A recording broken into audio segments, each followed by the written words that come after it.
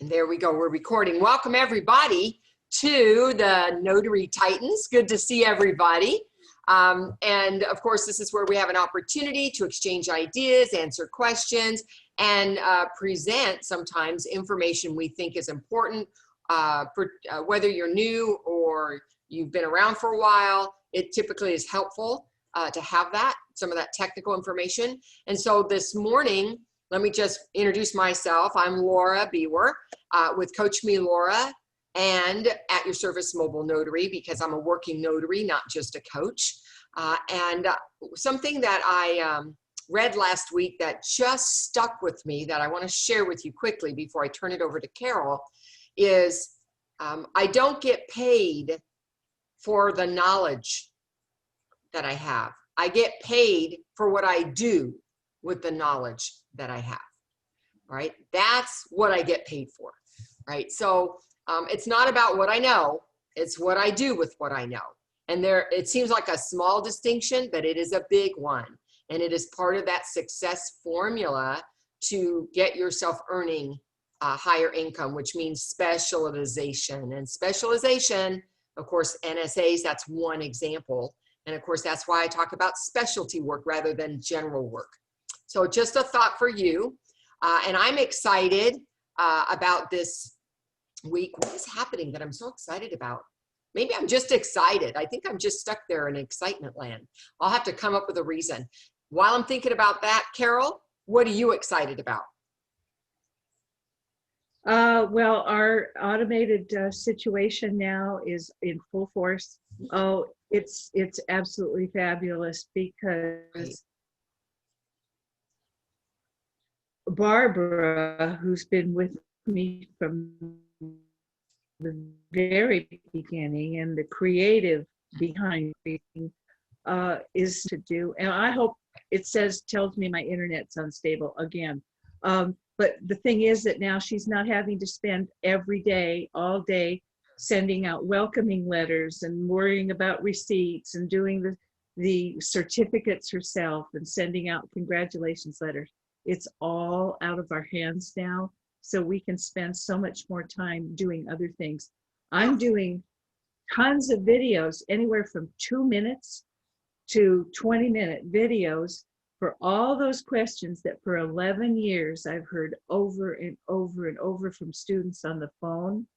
And now I'm posting them in our graduates library and on the website. So if they want to know how to do their biography, if they want to know how to get an EIN number, whatever they need, I'm feeding that on these videos so that I have time for when they're in a signing, when they're getting ready for the signing. And I, unlike you, am no longer a working notary, but I do share my knowledge and my experience with my students. So it's great. I'm excited about that. Before I show what I'm going to be doing, somebody asked a question that I thought maybe you and I could answer. It's kind of a big one. All right, before we answer it, Carol, before we answer it, let's just talk about questions for a moment.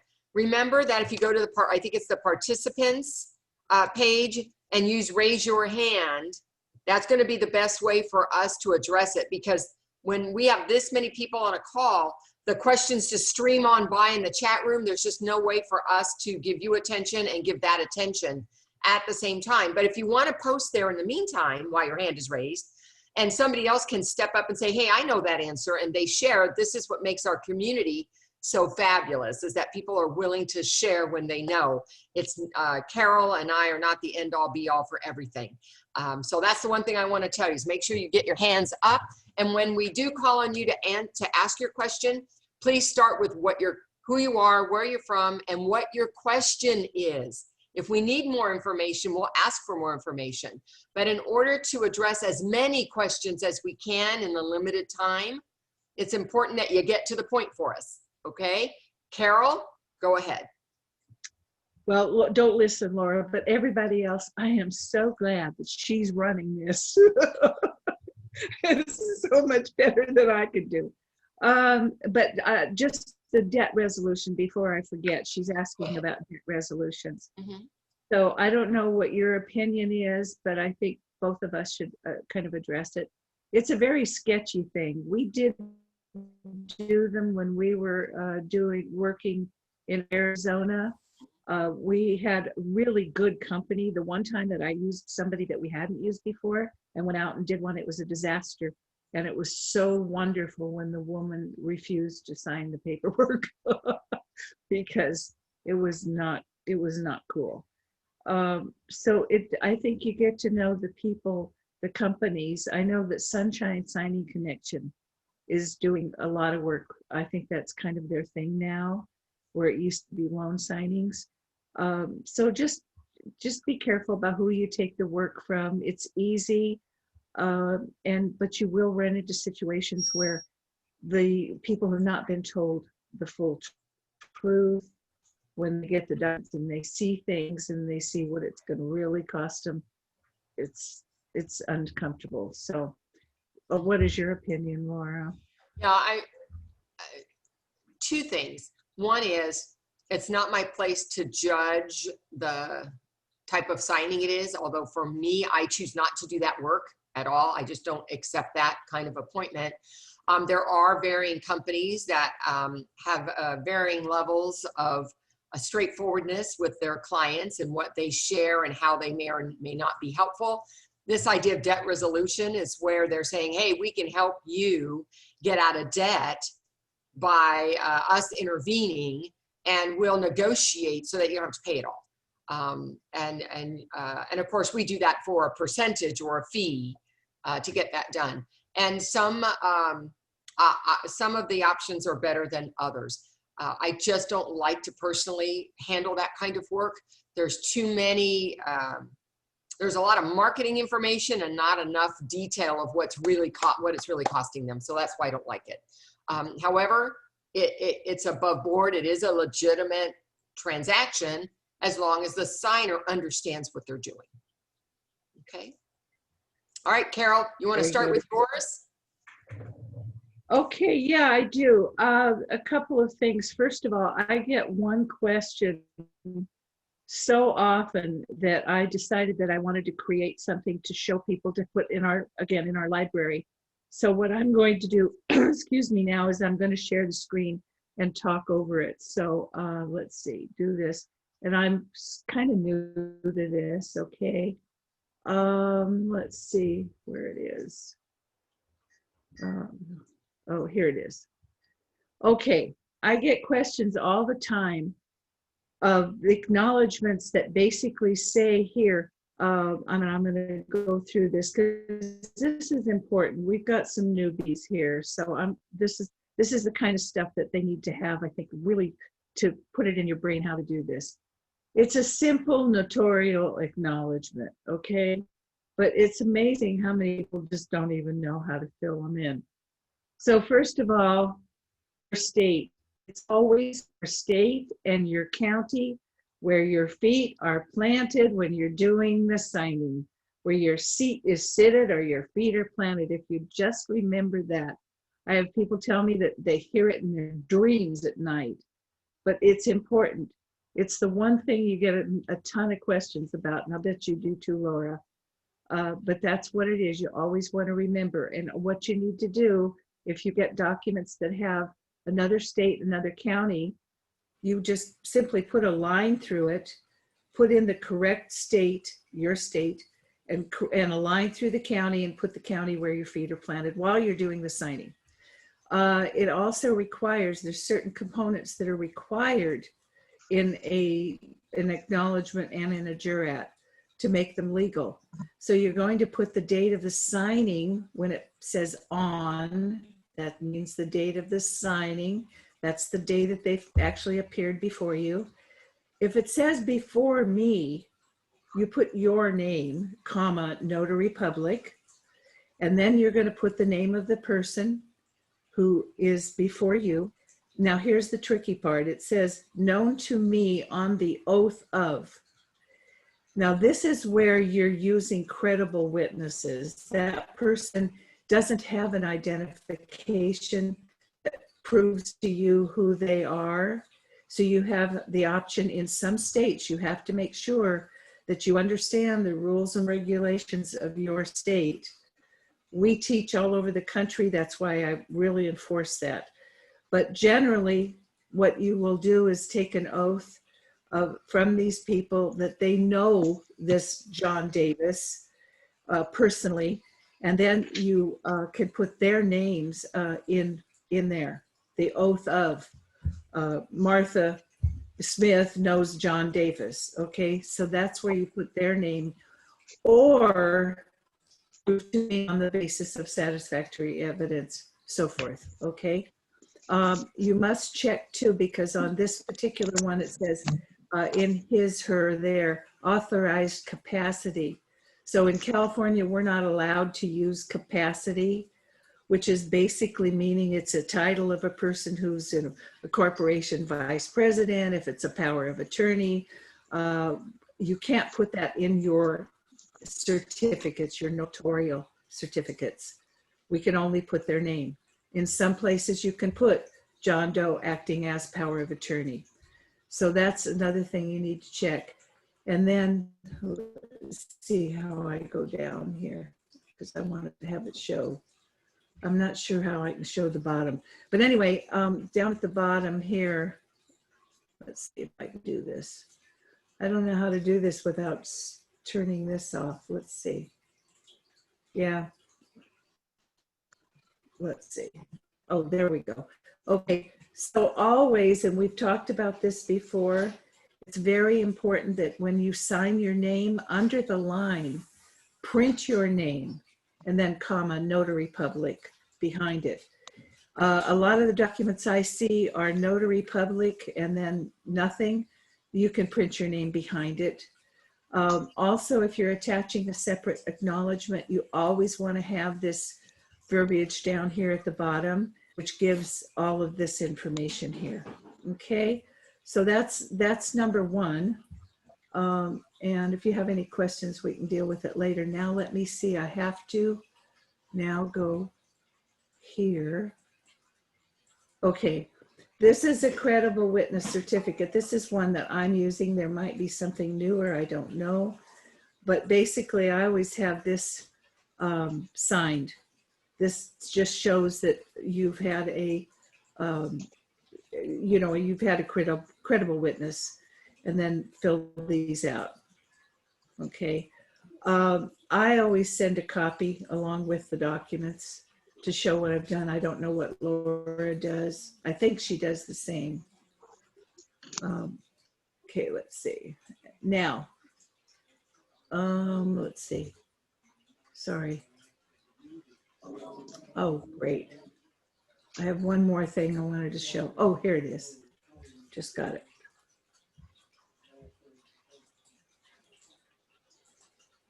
Okay, this is another thing that I did. We were talking about this last week. And this is something that I do for my graduates have the ability to get this thing. But especially when you're sending it directly back to title, this is really handy. Goes on the top of the package. And it's just basically gives them right away the borrower's name, title, order number, property address, and so forth. So they quickly identify it. They don't have to go through all of the documents to kind of put it together with their file. Things have changed in my day as an escrow officer and an escrow manager. Carol? We didn't, we handled all of it. Yeah. We can't see what you're looking. We're only seeing the acknowledgement. Thank you. I was just going to tell you, Carol, we can't see after your signature on the line. So if you change documents. Oh, okay. Well, I'm going to quit. That's weird. Well, you might let's have to do it this stop way. And reshare.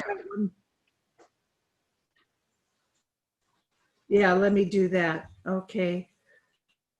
Because I want you to see this. Let's see, I got the same one. Yeah, here it is. Can you see this? Yeah. Okay. So basically, let me see if I can get it down here again. Oh dear. Okay, here we go. Are we able to get copies of this? Oh, here we go. I got to get it back up here. All right, there we go. Sorry, this is new to me. Okay. Oh, this is the wrong one. Dang it. Hold on, stop share again.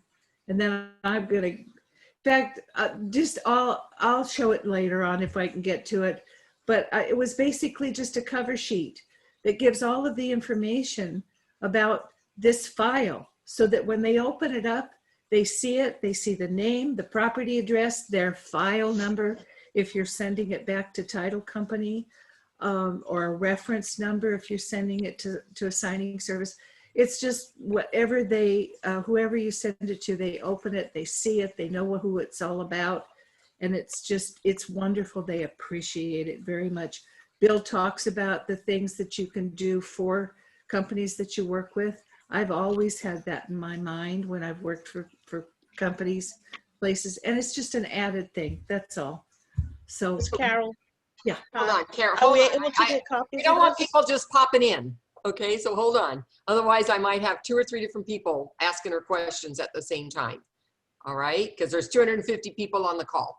So one, Carol, the documents, whether we get to see them all or not, those documents you created, are those in the graduates website?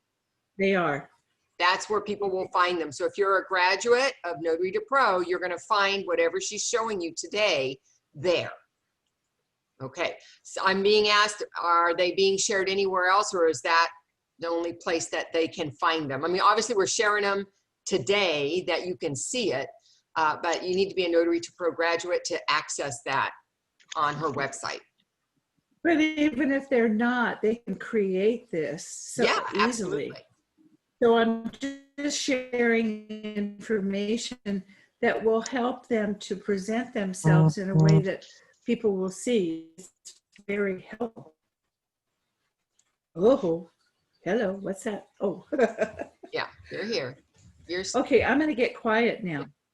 You are. All right, so what we're gonna do is open it up now for questions. It can be related to what Carol just presented, or it can be totally different. I'll take them in the order in which I have the hands up, and the first one that I have is Neil. Hello, everyone. Can you hear me okay? Yeah, Neil, thanks for joining us. Okay, thank you. I think my question was actually related to what Carol just got through talking about. Now, my question was, when you're doing like a power of attorney and you're filling out the certificate, when you put the person's name that's in front of you, do you have to write the language afterwards? Did you say you didn't have to write it, or you do have to write it? Carol, you want to unmute yourself? First of all, it depends on the state that you're in, because we have discussed the idea before that there are states that allow capacity on your notarial certificates. And by the way, I always address the newbies, okay? So notarial certificates are any type of thing like an acknowledgement or a jurat. Those are called notarial certificates. In some states, you are allowed to have capacity, and that means that yes, if somebody's signing for someone else as a power of attorney, in your certificate it will say that person's name as power of attorney for, and you have to have that verbiage in there. In California specifically, and in several other states, they don't allow capacity to be in the notarial certificates. So therefore, the only thing that you're doing is identifying the person who appeared before you.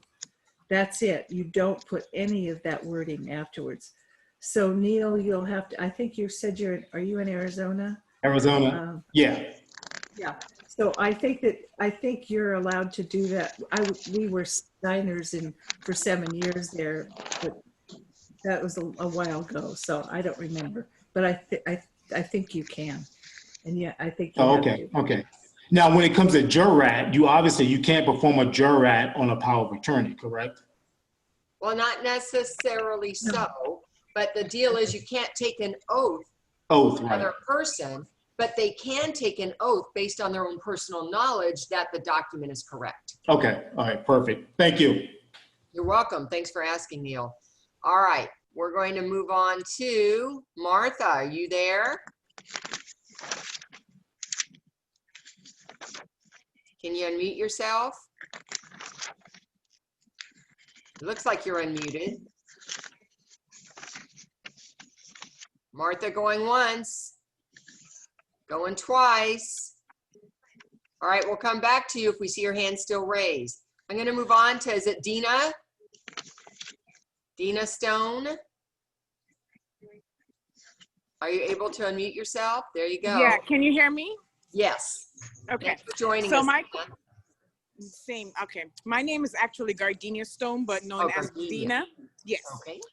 And I'm from Phoenix, Arizona.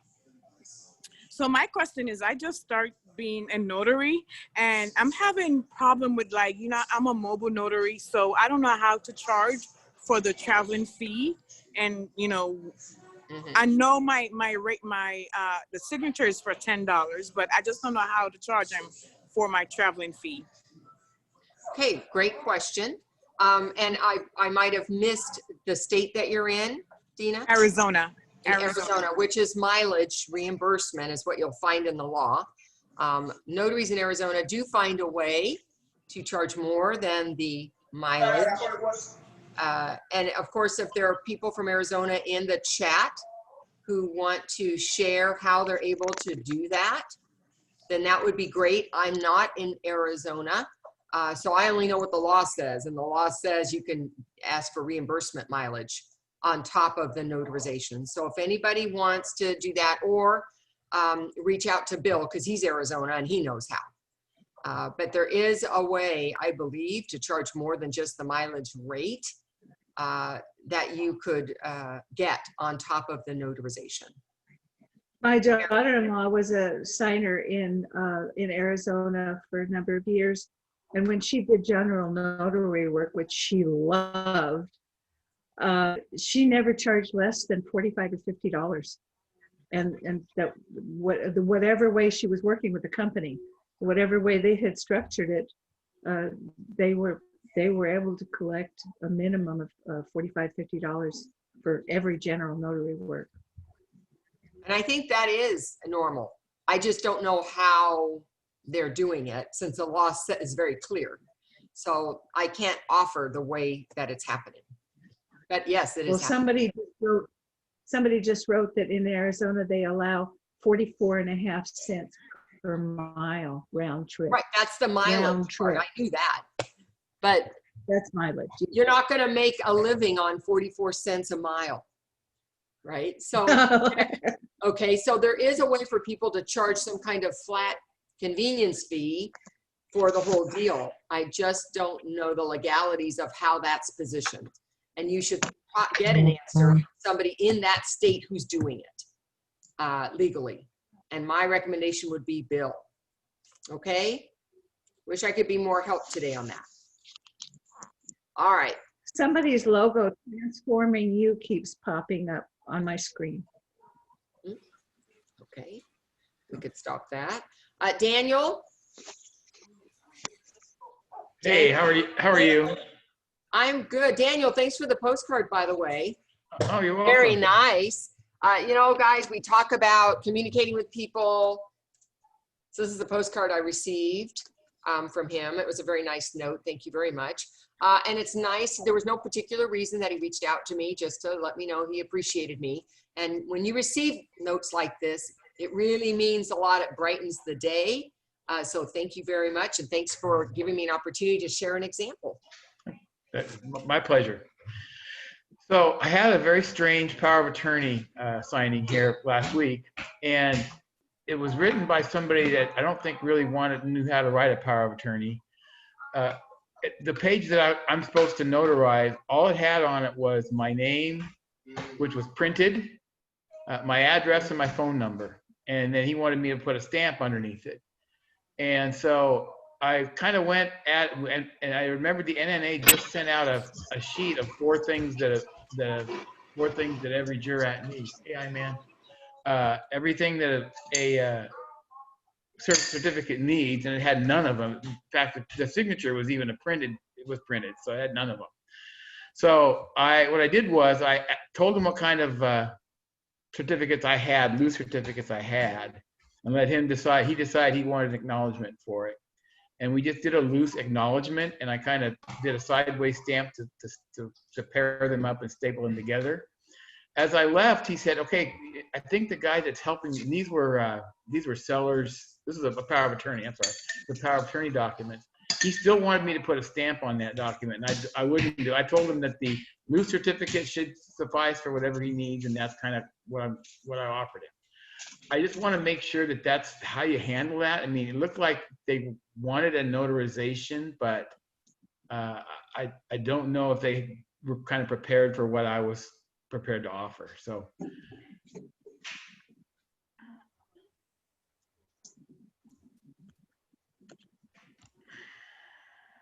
Hold on, everybody. I'm going to mute all and then unmute.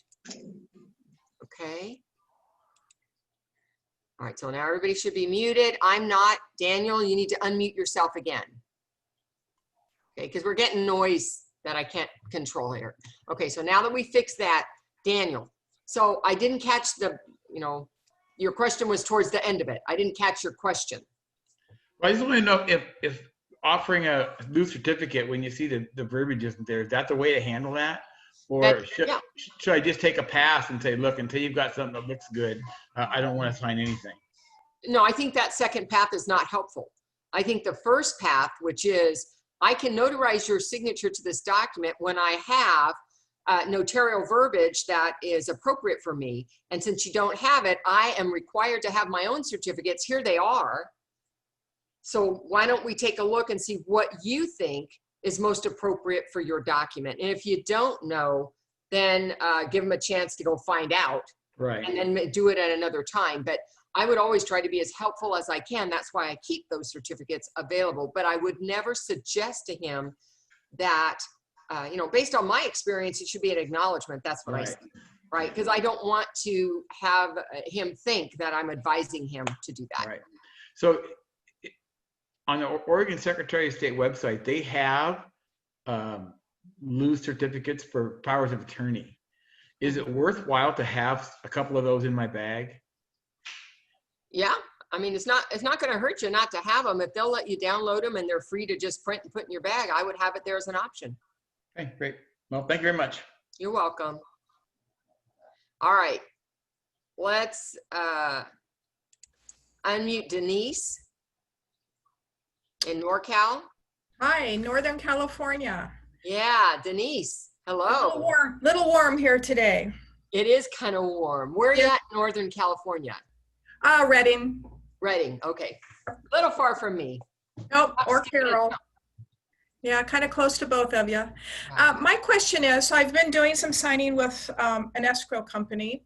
And so let's say I've got 5 documents that I've had to notarize. And each line you've got to fill out the place of signing, their address, the type of document, the date of document. Do you sit there at the signing when you're done having them sign and thumbprint and fill all of that out, or do you do that at a later time, catch up? The journal? The journal, I'm sorry. I integrate the journal. It's part of the signing process. So by the time I get to the end, all they're doing is signing and thumbprinting. As a matter of fact, I did a video, about an hour-and-a-half video, just on journals. And I'm going to have to rewatch that because I've had 2 questions that I've asked that I think you covered in that. So yes. I will look at that again. Perfect. If you have a question after you've watched that again and I haven't addressed it, reach out to me personally. I'm happy to help you. Okay, great. Thank you. Okay, you're welcome. Stay cool. Right. Let's see. That was Denise. So now I've got Arlene Francis. Hello. Hi. Oh, you've got the big sun in the background. I like that. That's my sun or a moon? I think maybe it's a moon. It's a sun because I'm in Florida. So this is kind of a question for you and the group. I met a signer last week with a florist shop. We started talking about weddings. She invited me to this bridal event. So I met a lot of people there and just reached out to everybody this week that I met at the event. someone called me back within an hour and said, I'm a wedding planner and a DJ. I do the whole package. And one of my officiants just left for a full-time job, and you'd be a great fit to be one of our officiants. And I'm thinking that might be a really nice way for me to learn how to be an officiant and learn the industry down here. And I'm wondering if anyone else has done that, how it worked out, what pitfalls to watch out for. Okay, mention in the chat there. Anybody else working for, so she's running her own, Arlene. She has her own group, network. He's been a wedding planner for 16 years in this area, and he's a DJ, and he has photographers. He kind of has a group where they come as a package deal. And one of his officiants just left for a nursing job. So he just said, you know, you're the person that would fit with our group. What do you think? Okay, so, you know, Arlene, what would be a negative to that? I don't see any, but this is very new to me because in Colorado, where I was a notary, we are not wedding officiants. So I just want to know if anybody has any watch out for notices for me, because I haven't committed to it. We're going to talk further because I want more detail. I want to make sure I don't have any non-compete agreements with him. You know, I want to make sure that I'm still my own entity. So I see in the chat, some people are responding to you. Florida, I'm an officiant. Is it Celicia Young Jones? Yep. You see that? You might want to reach out with her. Okay. All right. I can tell you that I have graduates who've been doing this for a long time, and they absolutely, every single one of them loves doing it. They have so much fun with it. It's very lucrative, but they really enjoy it. It's just a part of their life now that's made them happy. Yeah, you know, if I could do it in California, and you know, I could, just not as a notary. You know, I could go through the process to be able to be an officiant, but I do think that would be a joyful job. That would be really fun to do. And Kim Flanagan, hi Kim, she said there's a great class called the Unboring Officiant. So you two might get together. Kim's a world of information. I'm taking that class. That was Mark Garol from Canada. Yeah, I was on Bill's webinar for that and signed up right away. Mm-hmm. Good. Okay. Thank you. You got some good resources. All right. After Arlene, I still have Larry. Are you still wanting to ask a question? Oh, unmute, Larry. Let's see. Unmute, Larry. Can you unmute?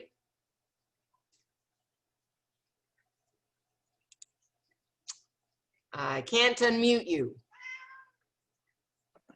Okay. There you go. All right. I might be slow, but eventually I get there, right, Carol? Yes. Here's my question. And by the way, I'm from Texas. When it comes to the right to cancel notices, I understand we'll get 2 notices in a typical signing for one individual, and then we make a copy. When we leave the copies, should we also date or sign those, and especially if there's a date already that spells out the 3-day notice?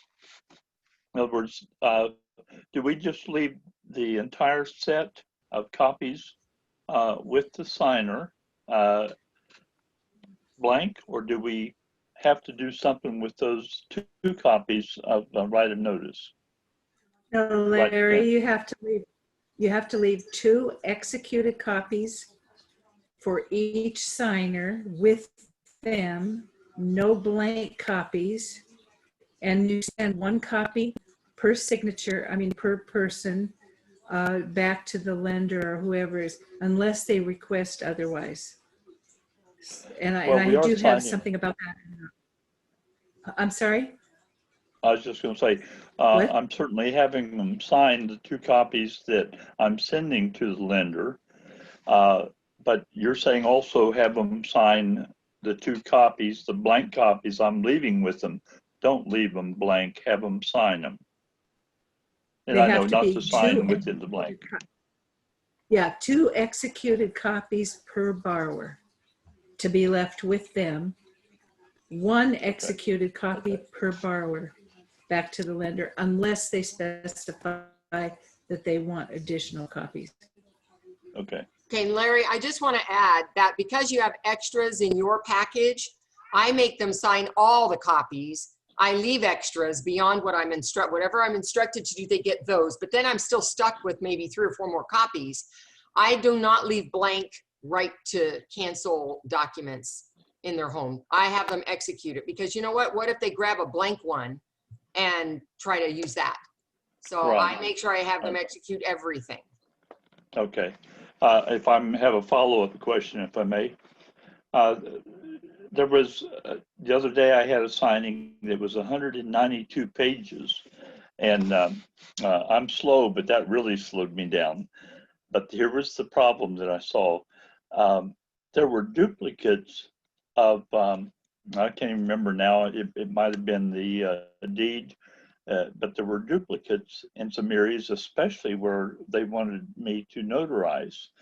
And I come to the conclusion that what had really happened is they had I guess it's the escrow company, I think had made a mistake, because when you went through the numbers on the duplicate pages, the numbers weren't quite the same as they were on the original page, or I don't know which was the original, but I had 2 pages that were supposedly identical, but you get looking at them and the numbers were different. So I put in a call, and actually I couldn't get a hold of him, but I had the man, and I notarized, and he signed the numbers that were correct. And I made a notation on a post-it and stuck with the unit that I didn't have signed, and I sent it back to the escrow company. Did that make sense? Well, I just want to say that, you know, sometimes I see that as well, but it's not my job to decide it's duplicate, not duplicate, whatever's in the package. It's my job to get it signed. Even if the numbers are different on the 2 pages? Yes. Okay. Well, the problem was of course the signer didn't want to sign both of them, and I wouldn't blame him, because this was I don't remember if it wasn't a disclosure. I think it was the deed. Okay. But there were. Go ahead. I'm sorry. All right. So Larry, here's the deal. If they don't want to sign something, what do? We say, hey, you can call your lender, call your loan officer. Right. That's not our deal. So all the documents in the package are my job to get signatures. If there's an issue with documents and they don't want to sign it, then my job is to refer them to who they can get answers from and what should they be doing about that. Carol, do you have anything you want to add? Unmute first, Carol. Yeah, I just did. Yeah, Larry, and you and I can talk about this more, because there's something that I think I told you to take a look at. And this is for everybody. Yeah. No, Notary to Pro graduates, it doesn't matter. First of all, I have a student who has come up with something, and we did a video, and it's in the library. She's making over $1,000 a day. How could she possibly be doing that, right? She does so much pre-work when she confirms the signing. Of course, the situation has to be right. They have to have their closing disclosure. They have to have the CD in advance. It's not these last minute docs. It's not going to work. But because of the people she's working with, most of her stuff she gets in advance. So she has it at least 24 hours. And what she does is she spends a lot of time on the phone when she's confirming appointments, going through like the closing disclosure. If there's problems, they're taken care of before hand. Before she ever gets there, she's gotten to the point where she can do anywhere from 7 to 10 signings a day, 6 days a week. If she goes in there, she says they're ready to sign. They sit there. There's just, and she's in California, which makes it, you know, harder because of the way we have to do the journals. But that is really something she's smarter than I am, because I never did do all of that. But that's something to think about. It will avoid, you know, these calls to the loan officers and that kind of thing. So anyway, that's all I really wanted to add to it. But All we right, can thank talk you. later. Thank you. That I don't know if that helps anybody. Or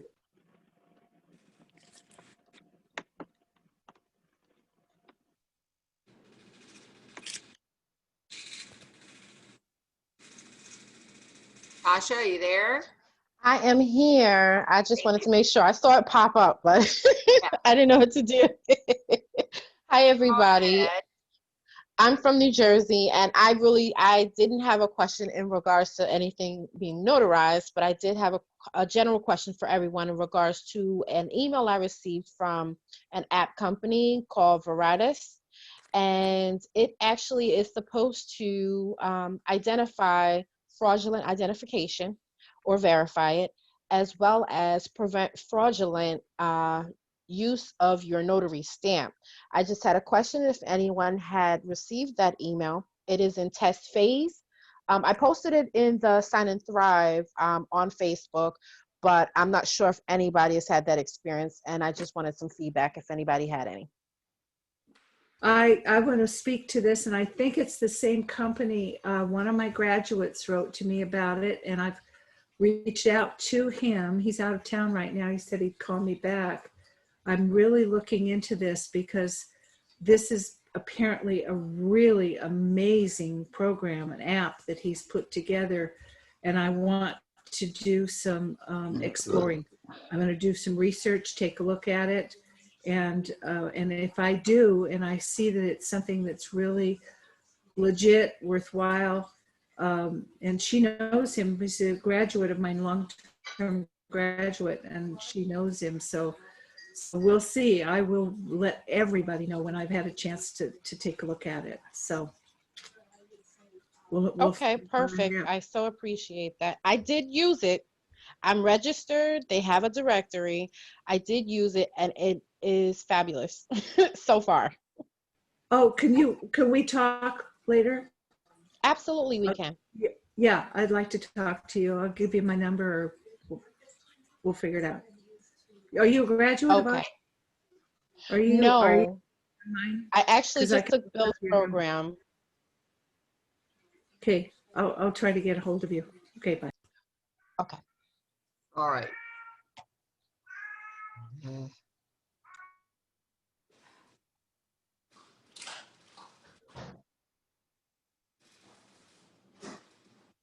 All right, I asked our next person, Jackie. Yes, ma'am. Hi. Okay, go ahead. Actually, Carol, I forgot what my original question was, but talking about the notary that did the pre-work, I just have a little concern, especially with nowadays, with so many people saying they are who they say they are. I kind of used to do that, then I stopped because, and this is years and years and years back when I was doing a lot of signings. Because a person somehow, when I call, they say they were the person, they had all the right information, and they were not the person on the loan. So I stopped doing that pre-work for that reason. And this is back in 2005 when I stopped doing that. So it's just a little food for thought. It is great. It does help, but because so many people are hacking into other people's information, I feel a little leery about doing the pre-work and verifying all the documents and what your mortgage is and so on and so forth. But that's just my personal opinion. I remember my original question was, I am not a student of yours because I've done signings for some time, but is there any way that you have some of these documents that we could, even if we have to pay, to get access to on from your program? So Carol, yeah, she's addressing you with regard to what you were showing in the beginning, which what Carol did is she took a notary certificate, and everybody should have access to their own states, and she identified what goes in the blanks. Oh, okay. They weren't documents, they were notary certificates. Oh, okay. Just made a key out of it to say, okay, this is what goes in this blank, this is what goes in that blank. I got you, because I wasn't able to log in. Sorry.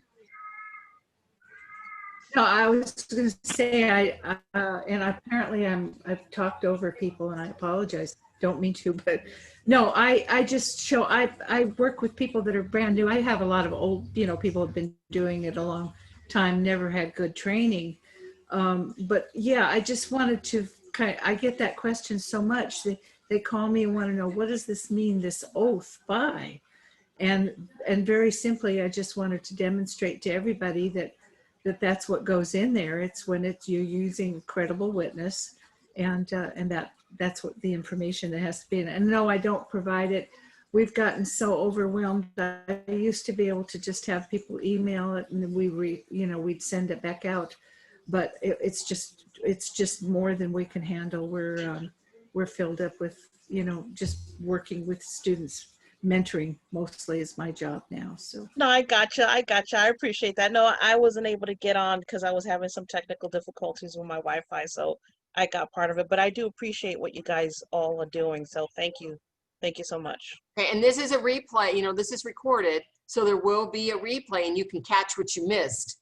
Fantastic. Okay. Thank you so much, everybody. All right. So after Jackie is Brandy.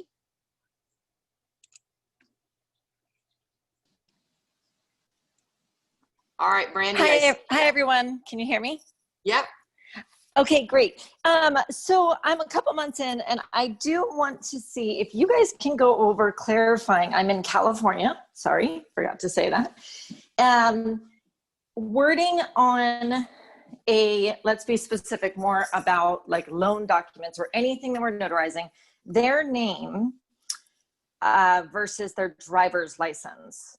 So I believe the rule was less is more, meaning that, let's say John Doe is as it reads on the certificate, but on his driver's license, it's John Jacob Doe, including his middle name. Two things. On number one, I can't accept that, right? Because on what I'm notarizing is John Doe, and it does say he is John Doe. And then on my acknowledgement, if his driver's license has his middle name, do I always include it on the acknowledgement or DRAT or whatever? Okay, so Carol might want to address this for NSA work. I can tell you that not more than the less, but not more than, it was never a law. It was a recommendation made by the NNA to give guidance for new notaries who had some name variation and didn't know where to draw the line. And that's what that was put out there for. I would call that a standard of care. That's the first thing I want to say about that rule that you tried to quote. The second thing is that the name in the certificate, what they want from you is the name that's named on the document. Then we look at the ID to see if we can support the name in the document. They're looking for the name in the certificate to match what's in the document. So even though they may have more on their ID, we don't have to use all of it. We'll just use the pieces that are from the document itself. Carol, would you like to add to this conversation? Well, it's correct. If you've got a John D. Smith signing the documents, John D. Smith, your notarial certificate can show John D. Smith, as long as the identification that they present to you includes the D or the middle name, the full middle name. Then you can do it. I'm going to be doing a video about this whole thing very shortly too, because it's so hard. There's so many variations that we come across And basically, and I don't know if this is for every state, and Laura, you can help here, but my attitude has always been that we're the ones that have to be convinced. We're the notaries. We have to compare very carefully the descriptions, the signatures, all of those things on the identification that's presented. We can't just take it and go, oh, okay, well, here's the number, I'll fill it in my journal, and not look at this person and make up our own mind as to whether or not they are really who they present themselves to be. So, and the last thing I want to add, the last thing I want to add to what Carol said is that most states, and I mean almost all of them, there's only a couple, use what's called the standard of satisfactory evidence. If you look at your state law, it does not say name match anywhere. Okay, there's only 1 or 2 states that are an exception. The rest of us, satisfactory evidence means that I don't feel there's anything off with this person, that they aren't who they claim, that I have examined, either I have personal knowledge or I've examined a form of ID that's approved for me to use. And examine it means I've examined the ID. I looked at the picture. I looked at the physical description. I'm looking at the signature provided in the ID versus the signature provided on the document. I'm taking in all the elements that make me satisfied that the evidence provided proves they are who they say they are. But I want people to know that the law does not say the name on the ID has to match exactly the name that they are using in the document. And then that's when the notary has to step in and make some decisions. And you're going to make decisions that are risk-based. Has this guy already been through a lot of identification process before he got to me? How I treat a signer in a loan signing who's had everything but his socks drawer looked at is going to be different than the guy I meet at Starbucks who wants to have a deed, which is transferring property, and I'm just meeting him there for 5 minutes. I'm going to be much more strict with that kind of signing because I don't really have anything else to make me feel that he's that guy. So you have to make some decisions sometimes. And it's okay if you decide, I'm not convinced, I need supplementary or I need another ID. It's always okay as a notary to say, I'm not convinced, I need more. There's something else that I can add to this too, that's a real big issue. And I think we've talked about it before, but for those of you who haven't heard it, when you get an identification and you're looking at it and it is a scribble, it's just a scribble. I mean, I've seen, weird things, cats' faces, I mean, whatever. And you ask that person, is this your customary and legal signature? Do you use this all the time? That dot, that dash, that X, whatever it is. And they say, yes, it is. And it includes your full name on your identification. Yes, it does. And they want to sign their documents that way, then absolutely, because the one thing you cannot do is ask that person to forge their own signature. And for a long time, and Lori, you know this too, they fought us, lenders, title companies, they fought us. They wouldn't accept anything except practically a printed signature.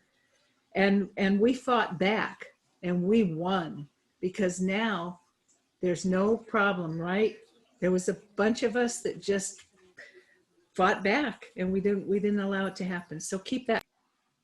Yeah, Carol, I really appreciate that bit because that was something that I went over. So just to take this one further, if you don't mind, really quickly, on the legal document, not on the jurat or whatnot, if it says John Jacob Doe, but his driver's license is just John Doe, and he says, oh, I dropped that middle name. I haven't used it, but it's coming up on a escrow doc or something. That you stop the signing right there and you can't, correct? I'm going to say not necessarily. I might ask for supplementary evidence. I'm not just going to, okay, it's missing, so I'm going to stop. I'm going to do every tool available to me to make that signing happen. Remember, it might be another ID. It might be credible witnesses. I mean, there's other things that you can try before you just stop a signing for that. Perfect. Thank you so much, you guys. I really appreciate it. You're welcome. Okay. And by the way, guys, I see we only have about maybe 5 minutes left. So we're getting down to the end. So please ask your question. I'll try to get to several of you. Paula? Are we giving something away, Laura? Hello. I am. Well, hold on. I don't have the ability to do that. You know, I don't have Bill's software to do that. So I didn't think we were doing that today. How about if I write down a number? Because I'd like to give a course away. Okay, if you write down a number, how will we know who's the winner? Because I'll look at the, well, you tell me, oh gosh. Oh, we'll take a certain number of numbers and I'll tell you what it is. It'll be a number between 1 and 100. Okay, well, since this might be a little detailed, I'm not going to take more questions. I'm going to use the time to give away a course because we've only got a couple minutes. So here's, see, the numbers are just scrolling by. There's no way for me to remember whose number is what. So Carol, Right, we'll give it a try, guys. Carol, you have a number in mind. Stop, don't say it. Don't say it. People are still putting numbers in. all right, let me see if I can find it. So hold on. I'm just going to give about 30 seconds. If you're planning to put in a number, now's the time. Okay, I got one. You've got a number, hold on. All right, Okay. hold on. Okay, it looks like it's slowing down.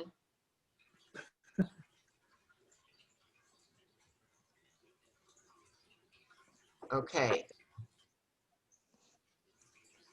Are we almost done, guys? Yeah, because I've already got, I know, you've got your number. and I found it. I don't want to cut somebody off.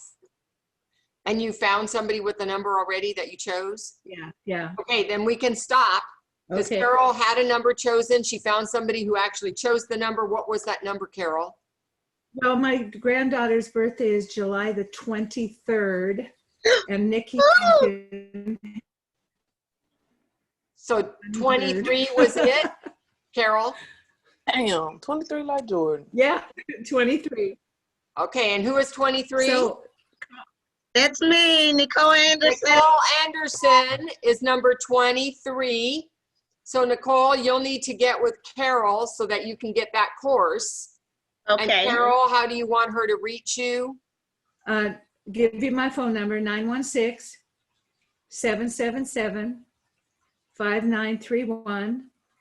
If we're slamming busy, you'll get our answering service. I get a text, I'll call you back immediately. Okay, great. Thank you. All right. All right, Carol. I'm seeing a text from a Nikki who That's said, me. oh, that is you. Okay, Yes, that Nicole was the only Anderson. person. Great. All right. Woo. It's harder when you don't have all the right stuff. I see that it is 1 o'clock, and as much as I would like to get to the remaining questions, we have run out of time today. But thank you guys who did ask questions and trying to stay focused and right to the point so we could get to them.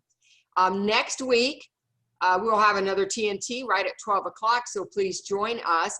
Again, Bill in the background will set up the recording, send out the emails, but Carol and I will be doing the show next week as well while he's out doing whatever it is he loves doing. All right, so thank you for joining us today. I'll see you next Tuesday, 12 o'clock. Yes. And Have Laura, an awesome day, everyone. Bye-bye. Carol? Laura, thanks for taking over.